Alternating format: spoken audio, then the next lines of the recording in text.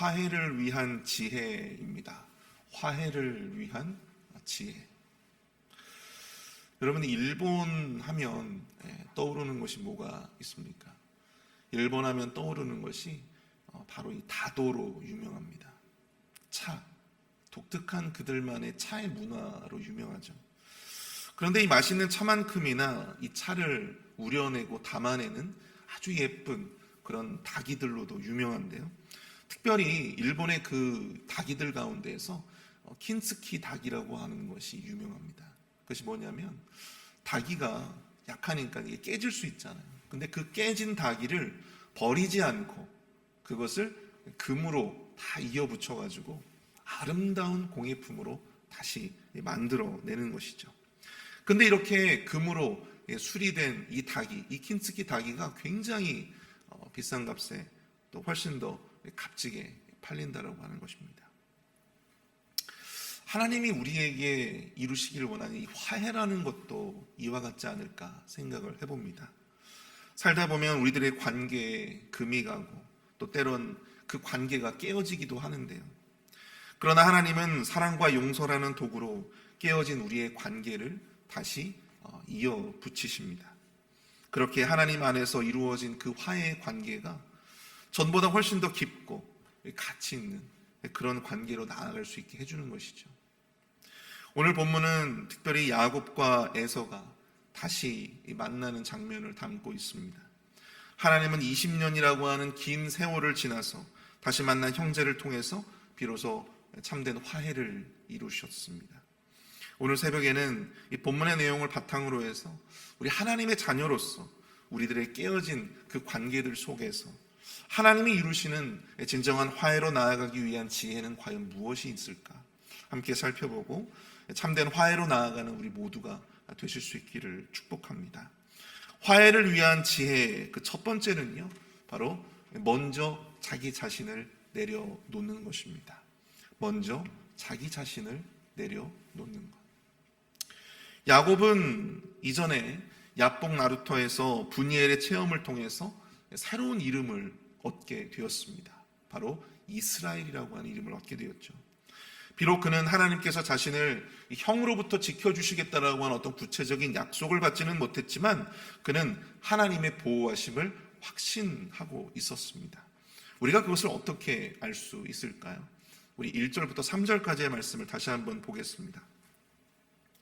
야곱이 눈을 들어보니 에서가 400명의 장정을 거느리고 오고 있는지라 그의 자식들을 나누어 레아와 라헬과 두 여종에게 맡기고 여종들과 그들의 자식들은 앞에 두고 레아와 그의 자식들은 다음에 두고 라헬과 요셉은 뒤에 두고 자기는 그들 앞에 나아가서 몸을 7번 땅에 굽히며 그의 형 에서에게 가까이 가니. 야곱은 분이엘 사건 이후에 자신을 향해서 오고 있는 형과 그 400명의 장정들을 마주하게 되었습니다. 그런데 그는 이전처럼 가족들 뒤에 숨지 않습니다. 두려움 때문에 가족을 자신보다 앞서 세우지 않았다라고 하는 것이죠. 오히려 가족보다 자신이 먼저 앞에 나아가서 형 에서를 맞이하고 있음을 보게 됩니다. 그리고 야곱은 에서를 향해서 무려 7번이나 그 몸을 땅에 굽힙니다.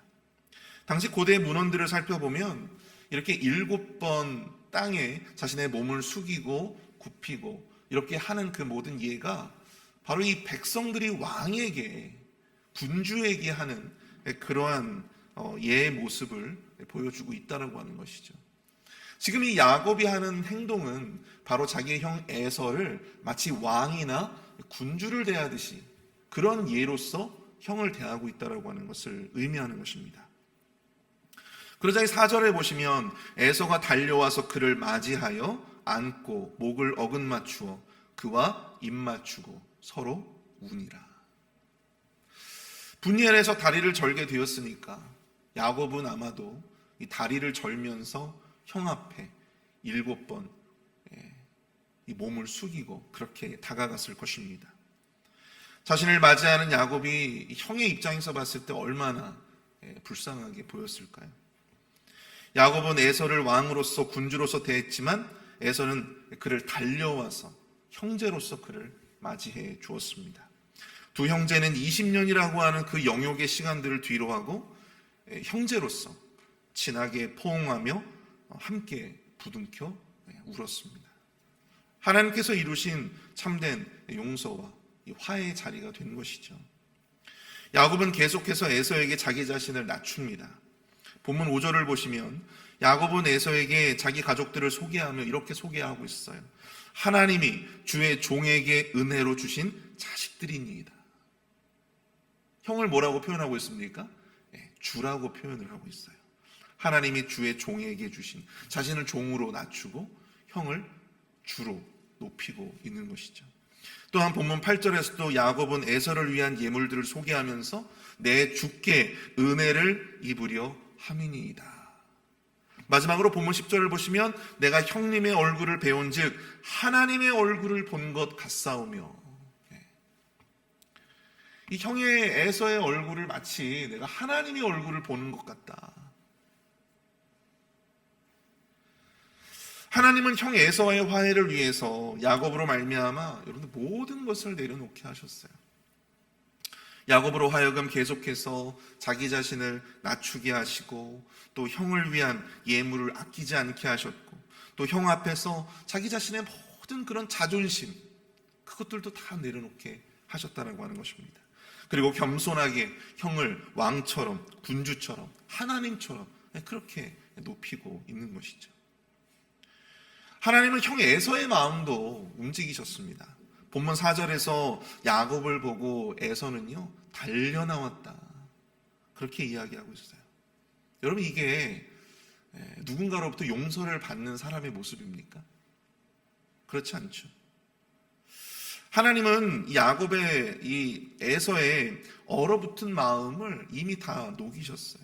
그리고 야곱을 보자마자 동생 야곱을 보자마자 버선발로 달려나가서 그를 얼싸안고 이렇게 울면서 그렇게 포옹하는 그를 맞이하는 모습을 보게 됩니다.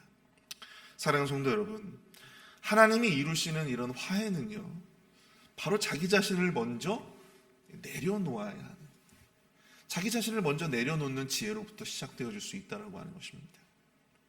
에서도 비록 마땅히 용서받아야 할 자의 어떤 위치에 놓여 있었어요. 어떻게 보면 피해자는 에서 아니겠습니까? 그도 그 모든 원한과 감정들을 다 내려놨어요. 그리고 달려나와 야곱을 맞이합니다. 뿐만 아니라 야곱도 형과의 화해를 위해서 자신의 물질뿐만 아니라 자기 자신의 그 자존심 그 모든 것들을 다 내려놨어요. 그렇게 했기에 하나님 안에서 두 형제가 참된 화해를 이루며 나아갈 수 있었다고 하는 사실입니다. 사랑하는 성도 여러분, 깨어진 관계들 속에서 상대가 먼저 나보다 더 먼저 내려놓기를 기대하지 마시고 우리의 원한이든 미움이든 자존심이든 그 모든 것들을 먼저 내려놓는 지혜가 우리 안에 있기를 축복합니다. 우리의 그 내려놓음으로부터 여러분 상대의 마음도 움직이게 되는 거예요. 그리스도인이라 하면서도 우리가 교회 공동체라고 하면서도 싸움이 나고 갈등이 생기면 그것이 하나로 화해되어지는 것이 얼마나 어려운지 알 수 없습니다. 왜 그럴까요? 우리 기독교인들은요 싸울 때에도 온 마음과 정성과 뜻을 다해서 싸우기 때문입니다. 잠깐의 소강 상태가 되는 듯 보여도 결국은 화해로 이루어지지가 않아요. 왜 그렇습니까? 왜 그렇게 서로 평행선만을 달리고 있는 걸까요? 여전히 내려놓지 못하고 있기 때문이에요. 여전히 자신이 상대보다도 더 많은 피해를 입었다라고 생각하고 여전히 자기 자신이 상대보다 더 의롭다고 생각을 하고 그런 마음들이 있기 때문에 내려놓지를 못하는 거예요. 사랑하는 성도 여러분, 지금 내가 내려놓아야 할 것은 과연 무엇입니까? 그 사람과의 회복을 위해서, 화해를 위해서 지금 내가 내려놓아야 할 것은 과연 무엇입니까? 자존심입니까? 아니면 우리 안에 있는 의로움입니까? 내가 저 사람보다 조금 더 나아, 내가 옳아, 그런 의로움인가요? 아니면 원한입니까? 아무쪼록 그 모든 것들을 먼저 내려놓을 수 있는 용기가 저와 여러분들 모두에게 있기를 축복합니다. 내 마음에서 그것들을 진정으로 내려놓을 수 있어야 우리의 마음이 참된 자유를 누릴 수가 있는 것입니다. 이로 말미암아 하나님이 이루실 화해의 축복을 누리시는 저와 여러분들이 되시기를 축복합니다. 화해를 위한 지혜 두 번째는요, 서로의 다름을 인정하고 서로의 길을 가는 것입니다. 화해를 위한 지혜 두 번째, 서로의 다름을 인정하고 서로의 길을 가는 것이다. 여러분 12절부터 14절까지의 말씀을 보시면 에서가 이르되 우리가 떠나자 내가 너와 동행하리라. 야곱이 그에게 이르되 내 주도 아시거니와 자식들은 연약하고 내게 있는 양떼와 소가 새끼를 데리고 있은즉 하루만 지나치게 몰면 모든 떼가 죽으리니 청하건대 내 주는 종보다 앞서가소서. 나는 앞에 가는 가축과 자식들의 걸음대로 천천히 인도하여 세일로 가서 내 주께 나아가리이다. 에서는 야곱에게 자신과 함께 가자고 제안을 하고 있어요. 그도 야곱의 가족들과 가축들을 보면서 이 녀석이 이제 가나안 땅에 정착을 하려고 하는구나, 그렇게 대충 짐작을 했을 겁니다. 그래서 이 형으로서 갈 곳이 마땅치 않았던 동생을 위해서 배려의 제안을 한 것이죠. 그러나 야곱은 형의 제안을 정중하게 거절합니다. 그리고 이후에 야곱의 여정을 보더라도 그는 그 형 에서에게 의탁하여서 함께 살지 않나요? 그만의 삶을 살아갑니다. 둘은 비록 화해를 이루었지만 함께 동행하는 것을 선택하지 않았어요. 서로 다른 길을 걷습니다. 형 에서도 에서 나름의 길을 걸어갔고 훗날 어떻게 되었어요? 에돔 족속의 조상이 되잖아요. 야곱도 마찬가지입니다. 야곱도 야곱 나름의 길을 걸어갔고 지금의 유대인들의 조상이 되었죠. 이스라엘의 조상이 되었습니다. 그러면 왜 야곱과 에서는 이렇게 화해를 했음에도 불구하고 서로 다른 삶, 서로 다른 길을 걸어갔을까요? 두 형제는 화해를 했지만 서로가 함께하기에는 너무나도 둘은 다른 사람들이었어요. 성격도 다르고 취향도 다르고 서로 지향하는 어떤 가치관도 달랐습니다. 비전도 달랐어요. 화해를 하긴 했지만 함께할 경우에는 그 둘이 함께할 경우에는 언제라도 다시금 그 관계가 깨질 수도 있는 그런 위기가 있었다라고 하는 사실입니다. 어찌 보면 서로 화해를 하고 서로 건강한 어떤 긴장 관계 속에서 그 관계를 유지하는 것이 어떻게 보면 지혜로운 선택일 수 있었다라고 하는 사실입니다. 서로의 존재를 인정하고 서로의 다름과 서로의 가치관을 존중하며 서로의 삶을 살아가는 것, 그게 더 지혜로운 선택일 수가 있었다라고 하는 것이죠. 야곱은 에서와 다정다감한 분위기 속에서 이별을 한 후에 세일이 아니라 어디로 갑니까? 숫곳이라고 하는 것. 이 오두막이라고 하는 의미를 가지고 있는 곳이에요. 이 숫곳이라고 하는 곳에서 잠시 머물다가 이 세겜이라고 하는 곳으로 옮겨가게 됩니다. 그리고 그 세겜에서 여러분 땅을 사요. 여러분 땅을 샀다라고 하는 것은 무슨 의미예요? 그곳에 내가 정착을 하겠다라고 하는 의미예요. 그리고 거기에서 제단을 쌓았다고 오늘 본문 마지막 20절은 기록을 하고 있습니다. 여기서 그가 제단을 쌓고 제사를 드렸는데 그곳 이름을 여러분들 뭐라고 지었습니까? 엘헬로헤 이스라엘. 엘헬로헤 이스라엘. 이게 무슨 의미예요? 하나님, 이스라엘의 하나님. 그런 의미예요. 우리는 이 말을 통해서 그가 에서와 함께 동행하지 않았던, 그가 에서를 따라가지 않았던 나름의 이유를 추정해 볼 수가 있는데요. 그것은 바로 자기 자신의 길을 걷기 위해서였어요. 자기 자신이 가지고 있는 영적인 정체성을 지키기 위해서였다라고 하는 사실입니다. 그는 아브라함의 하나님, 이삭의 하나님을 섬기는 하나님의 백성으로 남고자 하였습니다.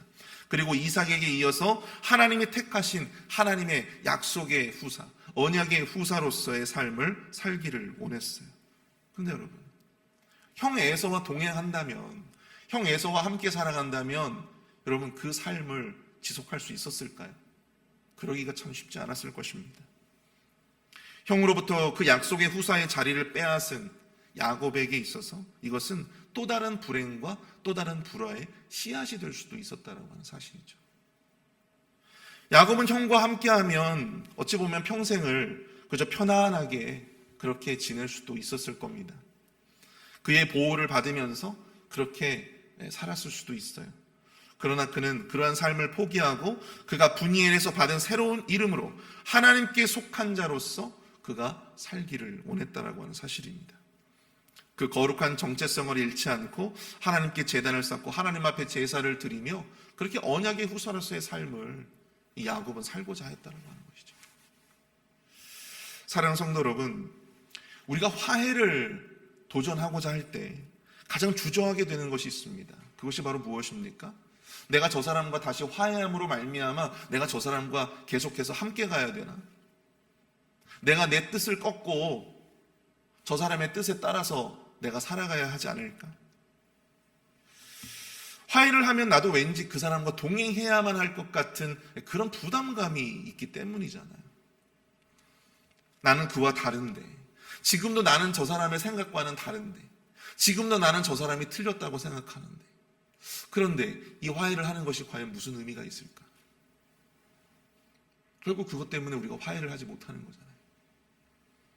그러나 여러분, 야곱과 에서의 이야기처럼 여러분, 화해라고 하는 것이 반드시 동행을 의미하지는 않는다라고 하는 사실을 여러분들 꼭 기억하실 수 있기를 축복합니다.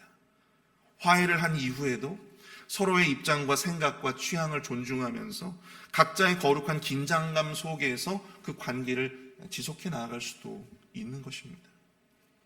화해는 나 자신의 생각을 상대를 위해서 포기하는 것이 아닙니다. 화해는 내 입장을 상대의 입장으로 돌이켜야 하는 것도 아닙니다. 그저 상대의 입장에서 그럴 수도 있겠다라고 하는 여지를 남겨두는 거예요. 동의의 입장이 아니라 이해의 입장으로 나아가는 것이죠. 화해라고 하는 것은 우리가 다시금 하나됨을 상징하는 것도 있지만 이것이 바로 거룩한 분리를 의미하기도 한다라고 하는 사실입니다. 사도행전에 보면 사도 바울과 바나바가 크게 다툰 일이 있었습니다. 바로 이 마가 때문이었어요. 여러분도 아시겠지만 이 사도 바울과 마가는요 1차 전도 여행 때 바울과 함께 출발했었어요. 전도 여행을 위해서. 근데 무슨 일인지 모르겠지만 이 마가가 다시금 예루살렘으로 돌아가는 일이 벌어집니다. 근데 2차 전도 여행을 사도 바울이 준비하면서 바나바가 이 마가를 함께 데려가자고 권유해요. 근데 바울은 1차 전도 여행 때 자기가 당한 일이 있었기 때문에 이 마가를 신뢰하지 않았어요. 그래서 함께 데려가지 않으려고 했습니다. 이 바나바는 그래도 한 번 더 기회를 줍시다 하고 같이 좀 데려가자고. 근데 그 둘이 의견이 좁혀지지가 않으면서 둘이 아주 심하게 다투었다라고 성경은 그렇게 기록을 하고 있어요.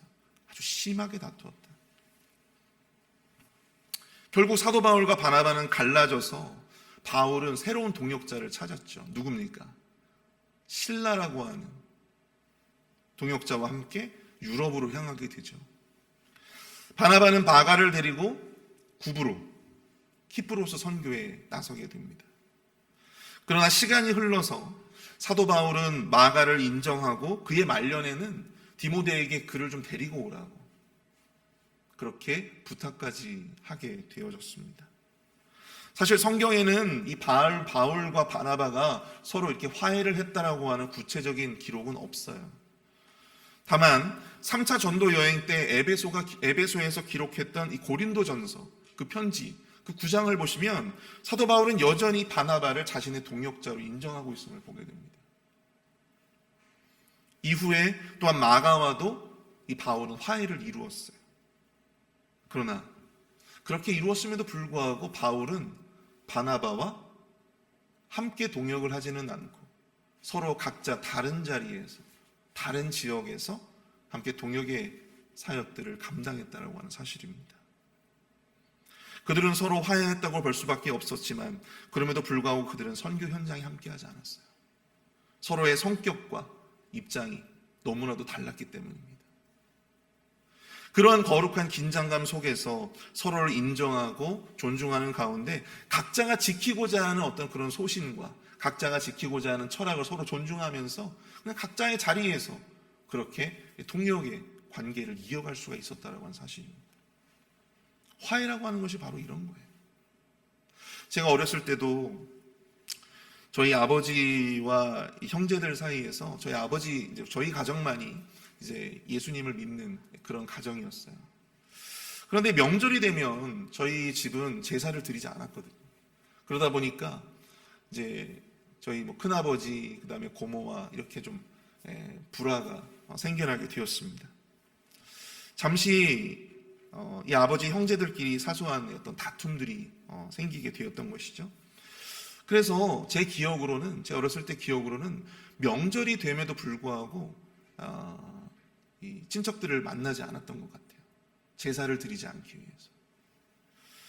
네, 할머니가 이제 형제들이 그렇게 하는 것이 좋지 않게 보여지셔서 할머니의 중재로 아버지와 또 큰아버지 또 고모 이렇게 해서 서로 이렇게 화해를 했던 기억이 납니다. 그런데 그 화해를 한 이후에도 저희 집은 저희 집만의 소신을 꺾지 않았어요. 제사를 드리지 않겠다. 명절에 함께 참여는 하겠지만 제사는 드리지 않겠다. 이런 명확한 어떤 정체성, 이런 소신을 끝까지 지키셨다라고 하는 사실입니다. 화해를 했다고 해서 동행의 길을 걸어간 것이 아니라 화해를 통해서 서로 각자가 추구하는, 각자가 가야 하는 그 길을 인정하면서 각자의 지키고자 하는 그 소신을 따라갔다라고 하는 사실이죠. 사랑하는 성도 여러분, 이처럼 화해라고 하는 것이 반드시 동행을 의미하지는 않습니다. 앞으로 상대와 늘 같은 편에서 같은 생각을 해야 한다는 것을 의미하는 것이 결코 아닙니다. 서로의 가치관과 생각이 다를 수 있고 또 그것이 영원히 하나가 되지 않을 수도 있어요. 그러나 그러한 긴장감 속에서 그렇게 서로의 다름을 인정하고 서로의 다름을 존중하면서 그렇게 동의의 영역이 아니라 이해의 영역으로서 서로에 대한 여지를 남겨둘 수 있는 것, 그것이 바로 하나님께서 이루시는 화해의 또 다른 모습이다라고 하는 사실을 기억하셨으면 좋겠습니다. 오늘 이 시간 말씀을 생각하면서 우리가 좀 함께 기도했으면 좋겠는데요. 특별히 기도하실 때 하나님 우리의 그 깨어진 관계들에 주목하게 하여 주시고 하나님이 이루시는 화해로서 더 아름답고 가치 있는 관계로 우리의 관계가 거듭날 수 있도록 인도하여 달라고, 또한 내가 먼저 그것을 위해서 나의 미움과 의로움과 자존심을 내려놓게 하시며 내가 지켜야 할 것을 위해 서로의 길을 인정하며 서로의 것을 지켜나갈 수 있게 하여 달라고 이 시간 함께 마음을 합심하여 기도하며 나가도록 하겠습니다.